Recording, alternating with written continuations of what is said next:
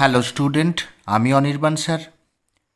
উচ্চ মাধ্যমিক 2026 থার্ড সেমিস্টারে যাদের এডুকেশান অর্থাৎ শিক্ষাবিজ্ঞান পরীক্ষা ছিল, তাদের যে প্রশ্নের সঠিক উত্তর কেমন হলো সেগুলো একটু দেখে নাও। আমি ঝটপট উত্তরগুলো বলছি, তোমরা একটু মিলিয়ে নাও। প্রথম প্রশ্ন দেখো, মাতৃভাষায় মাতৃদুগ্ধ এ কথা বলেছেন। সঠিক উত্তর অপশান ডি, রবীন্দ্রনাথ ঠাকুর। পরের প্রশ্ন দেখো, নৈ তালিম শিক্ষা প্রবর্তন করেন। সঠিক উত্তর option A, Mahatma Gandhi. Next দেখো, নিম্নলিখিত কোনটি রবীন্দ্রনাথ ঠাকুর রচিত নয়, মানে নয় বলেছে কিন্তু, হ্যাঁ। অপশান এ, ভারত পথিক। পরেরটা দেখো 4 নম্বর, শিশুকেন্দ্রিক শিক্ষার জনক হলেন। অপশান সি, সঠিক উত্তর রুশো। নেক্সট দেখো, একটা কোটেশন আছে দেখো, education is the manifestation of perfection already in man, এই কথা বলেছেন। সঠিক উত্তর বিবেকানন্দ। পরেরটা দেখো, স্বাধীন ভারতের প্রথম শিক্ষা কমিশন হল রাধাকৃষ্ণান কমিশন। Option C. কোন কমিশন বহুমুখী, যেটা হচ্ছে মাল্টিপারপোজ বিদ্যালয় প্রতিষ্ঠার সুপারিশ করেছিলেন? এটা সঠিক উত্তর হবে option B, Mudaliar commission. Next দেখো, ত্রিভাষা সূত্রের কথা প্রথম কোন কমিশন উল্লেখ করেছিলেন? আচ্ছা, এইখানে দেখো অপশান অনুযায়ী না, এই স্যাডলার কমিশনটাই হওয়া উচিত আর কি। তা তোমাদের 11-এর পার্টে ছিল এই কমিশনটা, 12-এর পার্টে সেভাবে নেই আর কি। তার তোমাদের 12-এর পার্টে কী আছে, কোঠারি কমিশন। তা এখন এই উত্তরটা কোনটা নেবে, এখন এখন সঠিক হতে পারে এইটা, আর এখন কোনটা পর্ষদ নেয়, তা যাই হোক এটা উত্তর নিয়ে একটু কনফিউশনেই আছি। তা নেক্সট দেখো, শিক্ষা কমিশন যেটা হচ্ছে 1964 থেকে 66 প্রস্তাবিত শিক্ষা কমিটি হলো যেটা হচ্ছে 10+2+3, এটা সঠিক উত্তর অপশান বি। পরেরটা দেখো, অপারেশন ব্ল্যাকবোর্ড কার সাথে সংযুক্ত? সঠিক উত্তর প্রাথমিক শিক্ষা। নেক্সট দেখো, ল্যাবরেটরি স্কুল প্রতিষ্ঠা করেন। সঠিক উত্তর জন ডিউই। নেক্সট দেখো, school is a miniature of society, এ কথা বলেছেন। এটাও সঠিক, মানে এর সঠিক উত্তর হয়ে যাবে জন ডিউই। নেতিবাচক শিক্ষা এ কথা বলেছিলেন। সঠিক উত্তর হবে রুশো।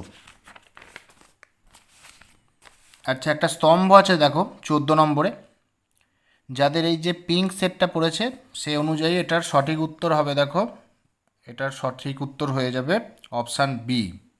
অপশান বি হয়ে যাবে সঠিক উত্তর, এটা দেখে নিও তোমরা। আচ্ছা, নেক্সট দেখো, বিশ্বভারতী প্রতিষ্ঠিত হয় ড্যাশ সালে? এটা 1921 সালে। পরেরটা দেখো, 2020 সালের জাতীয় শিক্ষানীতির সুপারিশ অনুসারে শিক্ষার সংশোধিত কাঠামোটি হলো? এটা হবে অপশান বি, 5+3+3+4, এটা সঠিক উত্তর। পরেরটা দেখো, ডিআইইটি প্রতিষ্ঠার সুপারিশ করা হয়েছিল? এটা অপশান বি হবে সঠিক উত্তর 1986 সালের জাতীয় শিক্ষানীতিতে। পরেরটা দেখো, সমাজের মধ্যে ভিন্ন ভিন্ন অর্থনৈতিক স্তরের ব্যক্তিদের মধ্যে সমবন্টনের নীতিকে বলা হয়? এটা সঠিক উত্তর হয়ে যাবে অনুভূমিক সাম্যাবস্থা। পরেরটাও দেখো, একটা 19 নম্বরের একটা স্তম্ভ মেলাও আছে, বিভিন্ন ধারা দিয়ে আছে দেখো, একটু দেখে নাও। এটা সঠিক উত্তর হয়ে যাবে অপশান সি, এটা সঠিক উত্তর, তোমরা দেখে নিও একটু। নেক্সট দেখে নাও,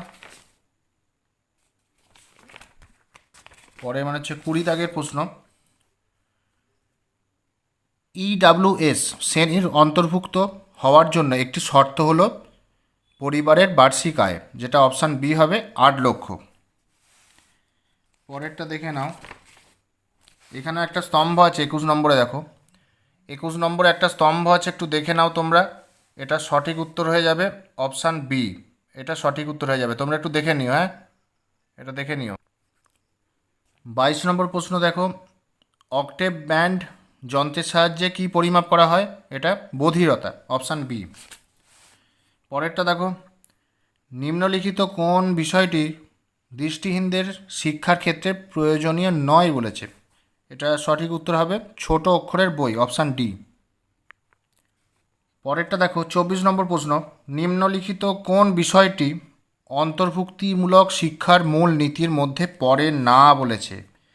তা এটা সঠিক উত্তর হয়ে যাবে অপশান সি, শিক্ষার্থীদের দক্ষতার ওপর ভিত্তি করে তাদের পৃথক করা উচিত। নেক্সট দেখো 25 নম্বর প্রশ্ন, নিচের কোনটি অটিজমের বৈশিষ্ট্য নয় বলেছে? এটা সঠিক উত্তর হবে অপশান সি, সঞ্চালন দক্ষতার প্রতিবন্ধকতা। পরেরটা দেখো, আরটিই অ্যাক্ট কার্যকরী হয়, এটা অপশান বি 2010 সালে। পরেরটা দেখো, ইতিবাচক মনোবিজ্ঞানের জনক হলেন, অপশান সি মার্টিন সেলিগম্যান। 28 নম্বর প্রশ্ন দেখো, সেলিগম্যানের PERMA মডেলের এ কথাটির অর্থ হলো, এটার উত্তর হবে অপশান বি। পরেরটা দেখো, নিচের কোনটি ইতিবাচক ব্যক্তির বৈশিষ্ট্য?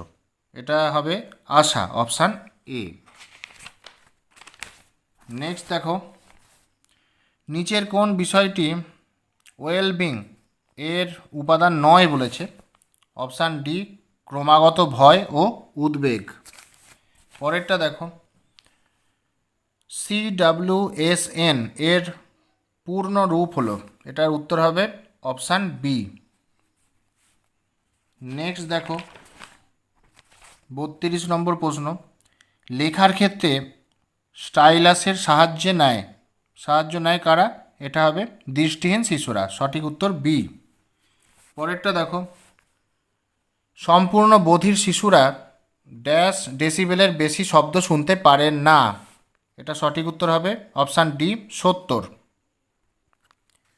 পরেরটা দেখো, শিখন অক্ষমতা শব্দটির জনক হলেন, option C Samuel Kirk. Next দেখো, ভারতের প্রথম মূক ও বধির শিক্ষার্থীদের জন্য বিদ্যালয় কোথায় চালু হয়? Option C Bombay. পরেরটা দেখো, ইউইই এর পূর্ণ রূপ কি? এটা সঠিক উত্তর হবে অপশান বি, এটা দেখে নাও। 37 নম্বর প্রশ্ন দেখো, টেলর্স কমিশন গঠন করেছিলেন, এটা সঠিক উত্তর হবে অপশান এ ইউনেস্কো করেছিল, ইউনেস্কোতে। পরেরটা দেখো, নিচের কোনটি টেলর্স রিপোর্টের 4টি স্তম্ভের অন্তর্ভুক্ত নয় বলেছে? অপশান ডি হবে সুস্বাস্থ্যের জন্য শিখন। 39 নম্বর প্রশ্নে দেখো, কোন আন্তর্জাতিক সম্মেলনে এডুকেশান ফর অল কর্মসূচিটি গৃহীত হয়েছিল? এটা সঠিক উত্তর হবে অপশান সি জমতিয়ান, থাইল্যান্ড যেটা। আর লাস্ট প্রশ্ন আজকের, টেলর্স কমিশনের প্রতিবেদনটির নাম হলো, এটা সঠিক উত্তর হবে অপশান বি শিখন একটি অন্তর্নিহিত সম্পদ। তা যাই হোক, এই ছিল তোমাদের 40টা প্রশ্ন।